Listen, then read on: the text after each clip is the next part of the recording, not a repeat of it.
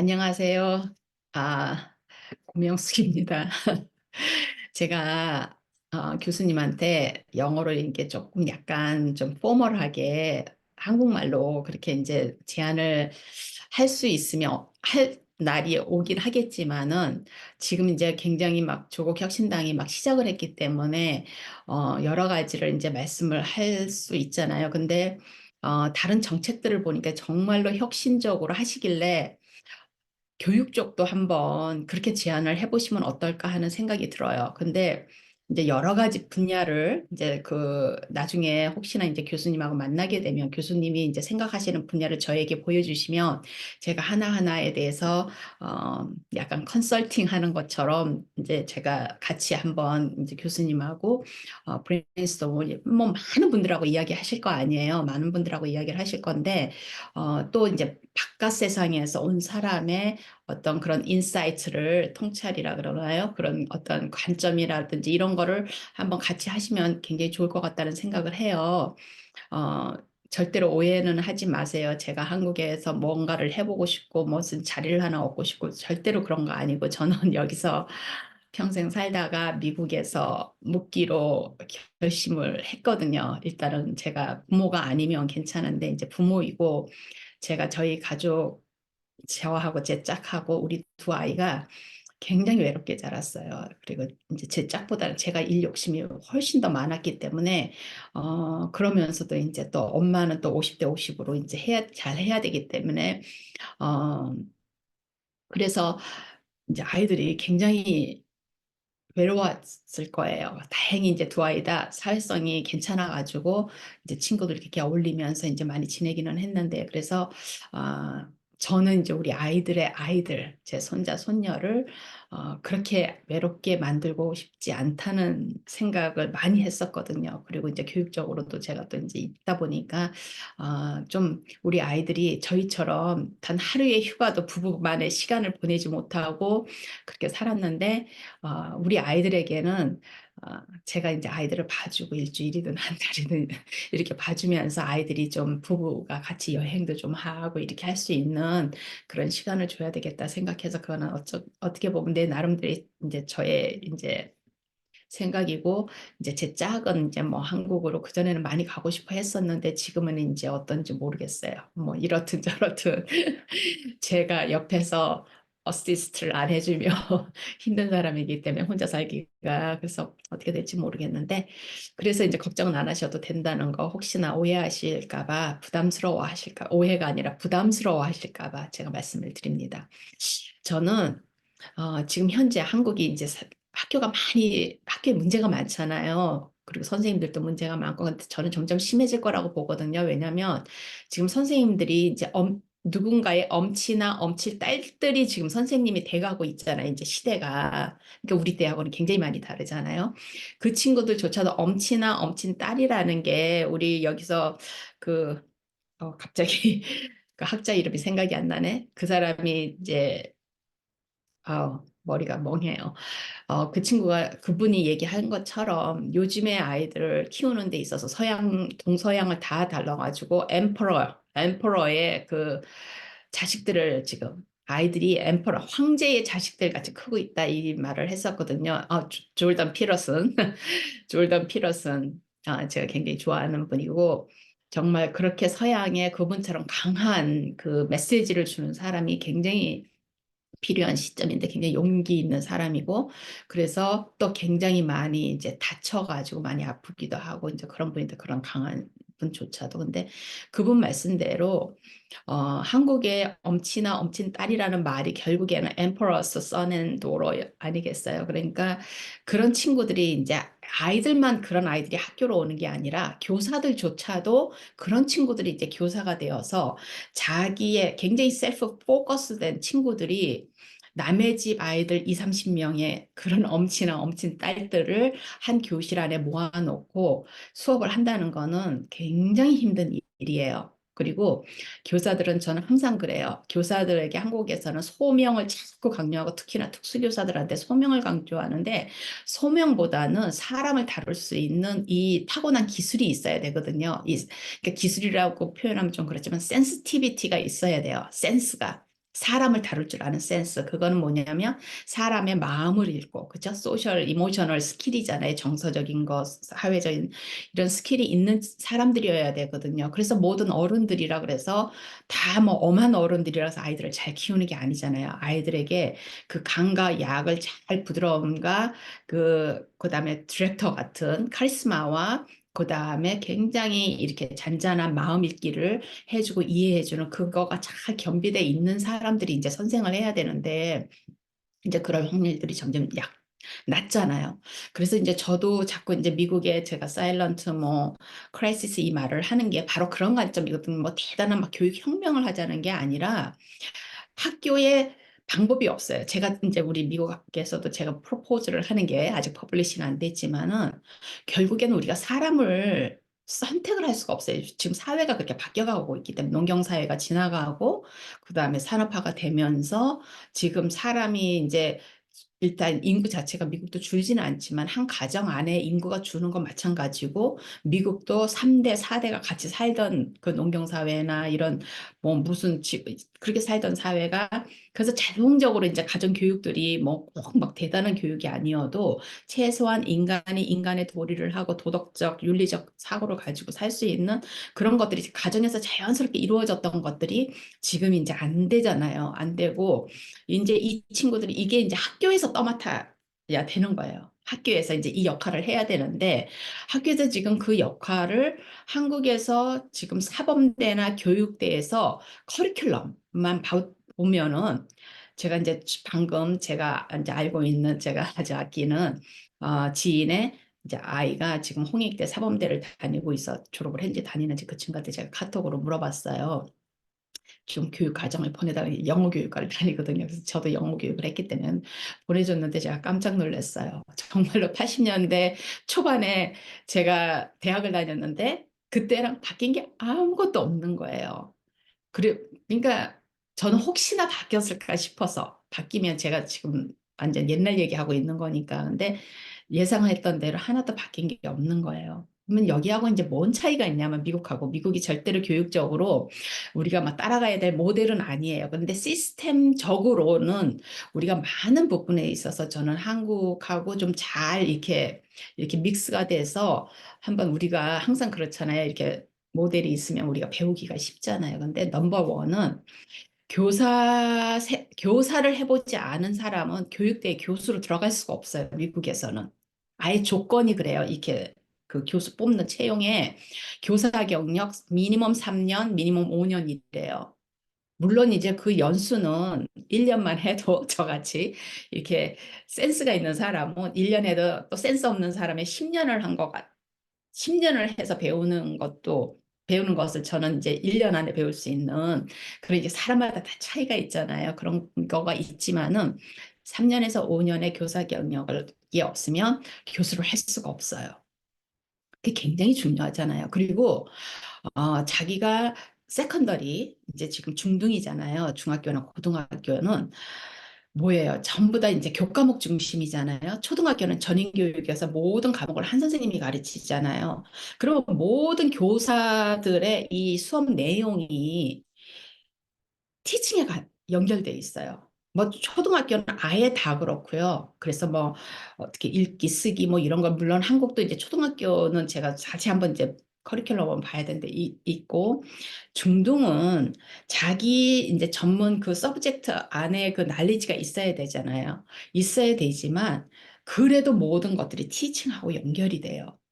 그래서 뭐 예를 들어서 영어로 포네틱스를 배운다 그러면은 그 발음을 그 어떻게 정확하게 발음을 하고 그 룰이 어떻게 되고 노암 첨스키가 한 것처럼 문장 구조를 한다든지 이런 거가 어떻게 아이들을 가르치는 이 교과목하고 연결이 돼 가지고 어떻게 이것을 아이들에게 잘 가르칠 수 있는가를 가르치는 그렇게 훈련을 해야 되는데 이제 한국의 교대나 사범대는 이제 그게 약한 거예요. 근데 가장 큰 원인이 이 커리큘럼이 학교의 어린 아이들을 중심으로 만들어진 게 아니라 어린 아이들을 중심으로 만들어지면 어때요? 교사들이 어떻게 하면 이 아이들에게 우리가 가르쳐야 될 이 커리큘럼 내용을 잘 가르칠 수 있느냐는 거잖아요. 커리큘럼 내용도 무엇을 가르친가 이런 거는 이미 국가나 이 주 정부에서 이미 스탠다드라든지 이런 게 다 나와 있단 말이에요. 나와 있으면 거기에 맞춰서 우리 사범대나 교대는 거기에 맞춰서 이제 커리큘럼을 만들어 가지고 그렇게 해서 이제 학생들에게 해야 되는데 한국의 커리큘럼들이 거의가 학문 중심인 거예요. 그 왜 그러냐면 대학의 교수들이 교대나 사범대 교수들이 리서처들이어서 그래요. 리서처들이어가지고 이 사람들은 학위 논문 쓰고 그러는데 이게 학위 논문이 자기네가 교대나 사범대에 있으니까 이 교육에 관계된 거를 가지고 써야 되는데 이제 그러지를 못하죠. 그러다 보니까 이게 이제 괴리가 일어나는 거예요. 중간에 갭이 생기는 거예요. 그래서 여기에 교사들이 될 친구들은 예를 들어서 영어 교육하자 그러면 영어 교육에 관한 걸 배우는 건 한 과목이나 두 과목 정도만 배우고 나머지는 거의 다 무슨 뭐 잉글리시 리터처 뭐 독일 뭐 다 똑같을 거예요. 그다음에 뭐 언어 구조, 그다음에 뭐 시멘틱스 이런 걸 배우는 거예요. 그러니까 여기에 이걸 가지고 배워가지고 그러니까 영어 영문학과 친구들하고 영어 교육과 친구들하고 학 과목이 아마 한 80% 이상이 아마 같을 거예요. 이 커리큘럼이. 그리고 나머지 한 20% 정도만 이게 이제 교육에 관계된 걸 하고 하잖아요. 그러니까 잘못됐죠. 그러니까 선생님들이 티칭 스킬이 약할 수밖에 없어요. 제가 이제 한국 그 강의나 이런 걸 할 때 항상 얘기를 하는 게 학교 교사들의 강의 수업은 학원 선생님들의 수업을 뺨쳐야 된다. 그래야 학생들이 학원을 안 가고 학교 교육에 집중을 하는데 일단은 학교 교사들이 뭐 업무가 티칭 수업하고 아무리 상관이 없는 행정 업무를 너무 많이 하잖아요. 완전히 이건 회사원 같이. 지금은 많이 이제 벌어지고 있다고는 하지만 100% 교사는 학생들만을 위해서 존재해야 되거든요. 그리고 이제 교장, 교감 선생님, 그리고 만일에 부족하다면 거기 사무실도 있잖아요. 사무실이 학교 그런 무슨 재정적인 거 이런 거 하는 데가 아니라 사무실에 그 많은 인구들이 결국에는 뭘 해야 돼요? 이 사람들은 학교 행정 업무를 해야 돼요. 이 교사들이 하고 있는 일을 이분들이 해야 되는 거예요. 이분들이 하고 교장 선생님과 미국의 교장 교감 선생님들은 얼마나 바쁜지 몰라요.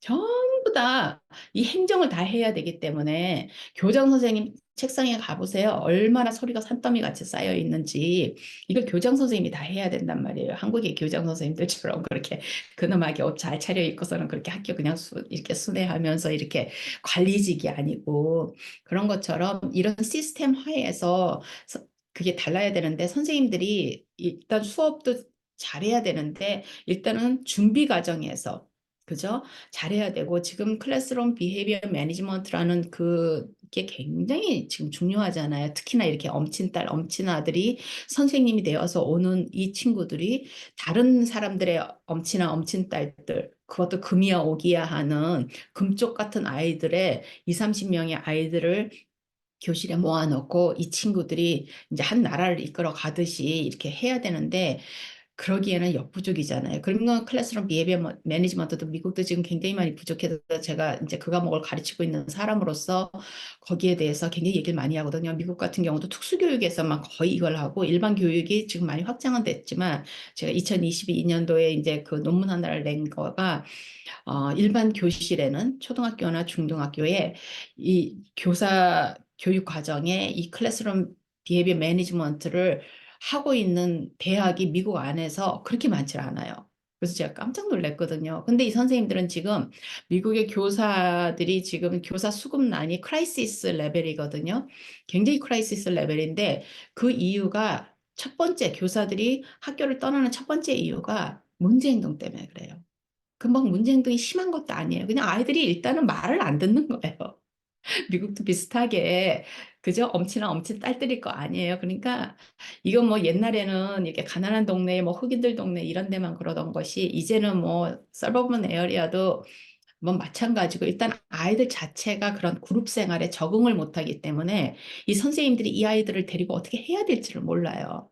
그래서 제가 이제 책을 그쪽으로 이렇게 쓰고 있는 게 이제 한 권은 이런 거 이제 아이들의 문제 행동 이런 거에 대한 내용이고 다른 한 거는 이제 지금 커리큘럼 이 학교 교육을 못 따라오는 아이들 있잖아요. 읽기 쓰기 이런 걸 못 따라와가지고 지금 미국의 이 학습장애야 그다음에 mild intellectual disability 이런 숫자들이 지금 계속 늘고 있거든요.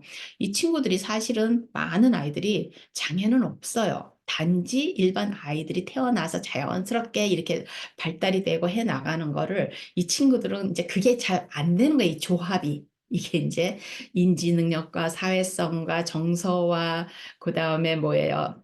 언어와 그죠? 그다음에 이제 이 센소리 모로 이런 것들이 잘 조합이 돼서 서로 주거니 받거니 주거니 이렇게 기어들이 맞물려 있듯이 이렇게 하면서 아이들이 이제 잘 이 균형 발달을 해 나가야 되는데 이게 막 태어나자마자부터 이게 이제 이렇게 조금씩 조금씩 이제 가장 심한 케이스가 이게 떨어져 나온 케이스가 이제 아티즘이고 자폐성 장애고 이제 요것이 이제 어느 한 조각 한 조각 이렇게 한 게 무슨 뭐 언어 장애 그다음에 뭐 지적 장애 뭐 이렇게 이제 나오거든요. 그러니까 제일 이해가 안 되는 게 이제 학습 장애죠. 미국에도 학습 장애가 거의 뭐 50% 이상의 장애 아이들 중에서 절반 가까이가 학습 장애 아이들이기 때문에 이 학습 장애 아이들은 이해가 안 가는 대목이에요. 그래서 이거는 이제 어른들의 실패예요. 그러니까 많은 아이들이 어른들의 실패, 저는 문제 행동도 다 어른들의 실패거든요. 그게 아이의 문제가 아니라 어른들의 실패. 첫 번째는 가정의 실패고 두 번째는 이제 학교 선생님들의 실패죠.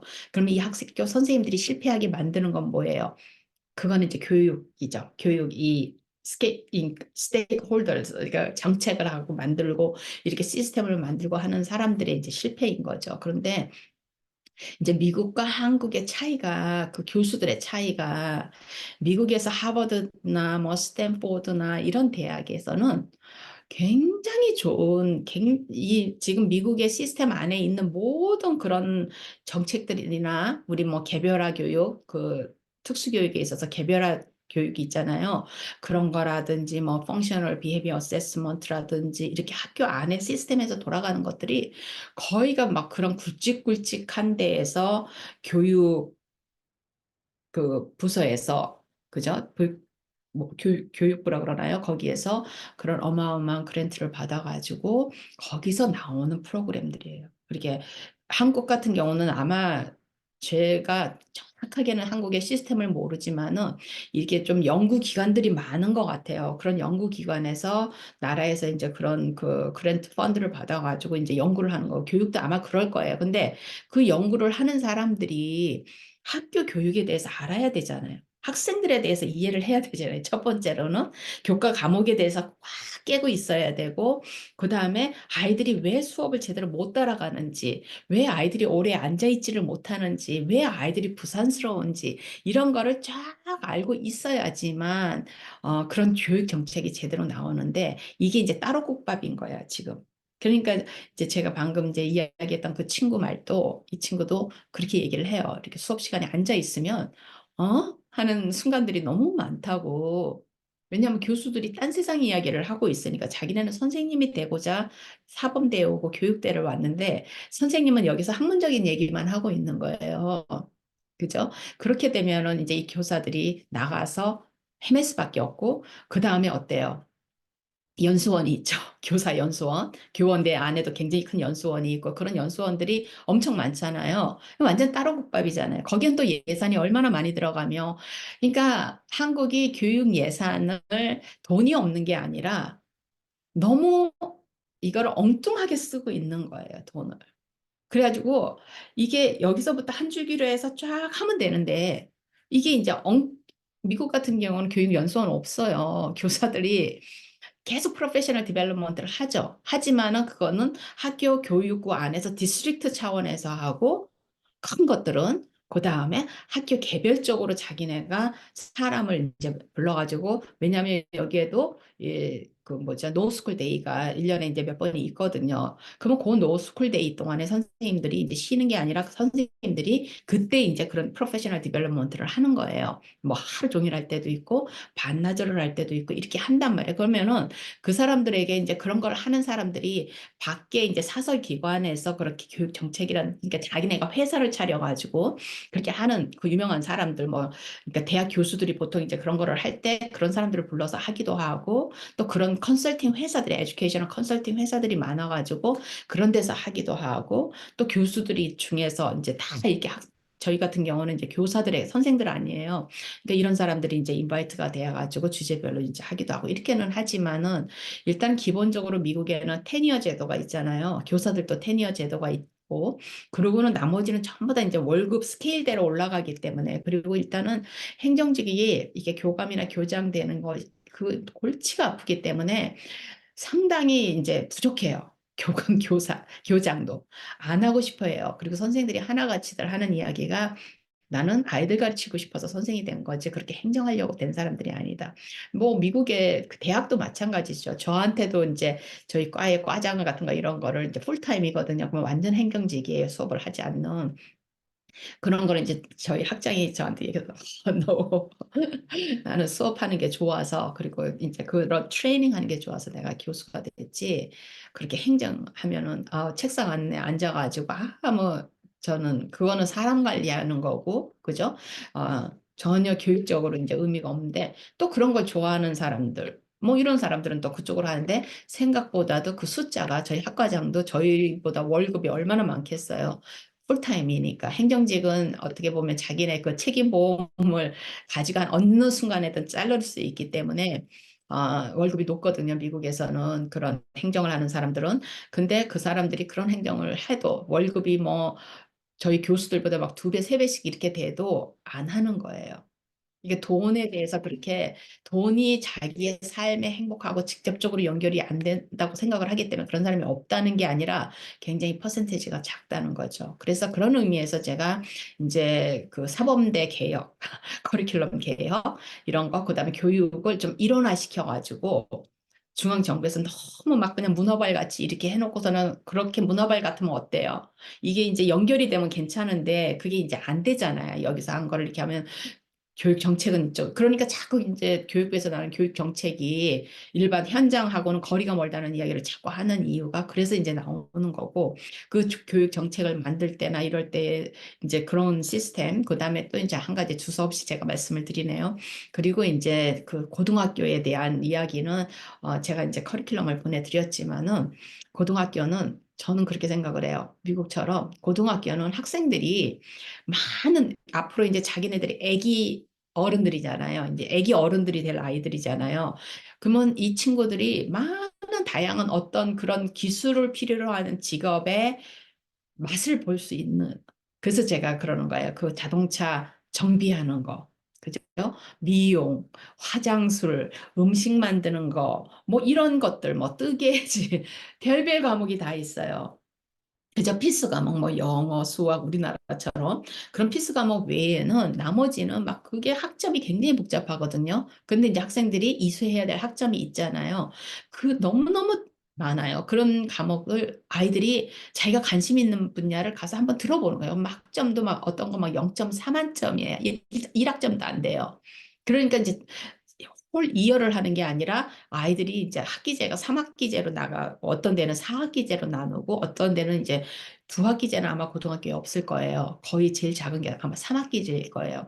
그런 식으로 학기제로 나가가지고 학생들이 요번에 한 세네 달은 요리를 한번 요리 수업을 한번 일렉티브로 해보고 선택 과목으로 또 그 다음에는 뭐 이거를 한번 해보고 이런 식으로 학생들이 다양하게 경험을 할 수 있어서 거기에서 자기 재능을 찾고 자기가 좋아하는 걸 찾아가지고 그걸 가지고 자기가 이제 좋아하는 걸 하려면 대학을 가야 된다 그러면 이제 대학을 가야 되는 거예요. 선생이 되고 싶은 친구들 특히나 이제 거기에 학교 안에도 장애 아이들이 있잖아요. 그러면 장애 아이들을 이 친구들이 선택 과목으로 그 아이들과 같이 가서 이렇게 보조 역할을 하면서 그 아이들하고 하는 게 하나의 과목이에요. 고등학교에서. 그럼 이 친구들이 그런 선택 과목을 들어가지고 저희 특수 교육과에 들어오는 친구들이 꽤 있어요. 그러면 왜 너가 이거를 하게 됐냐 그러면 다 하이스쿨에서 선택 과목으로 그거를 했는데 너무너무 좋았고 내 헐트가 내 심장이 거기에 있는지 처음으로 알았다. 또 가족들 중에 장애가 있는 친구들은 뭐 말할 것도 없이 거기 가서 그 과목을 듣고 이제 특수교육으로 오고 이렇게 그러면 특수교사가 되려면 어때야 돼요? 반드시 대학을 가야 되니까 이 친구들이 대학을 가는 거예요. 근데 예를 들어서 정비를 한다 그러면 자기가 굳이 꼭 대학을 안 가도 돼요. 그러면 이 친구들은 그냥 가서 시다나 뭐 시다라는 단어가 이렇게 일을 하다가 이 친구들이 조금 더 배우고 싶으면 그다음에 무슨 뭐죠? 우리 때 얘기했던 전문대학 있잖아요. 전문대학은 기술 중심으로 만들어져 있기 때문에 전문대학이라든지 이런 데 갔다가 자기가 뒤늦게 학문적 열정이 느껴지면 뭐 나이가 30대든 40이 되든 대학으로 오고 뭐 저희 반에도 지금 제가 맡고 있는 그 프로그램에 제가 지금 코디네이터를 하고 있는 프로그램에도 70살 된 할아버지도 있어요.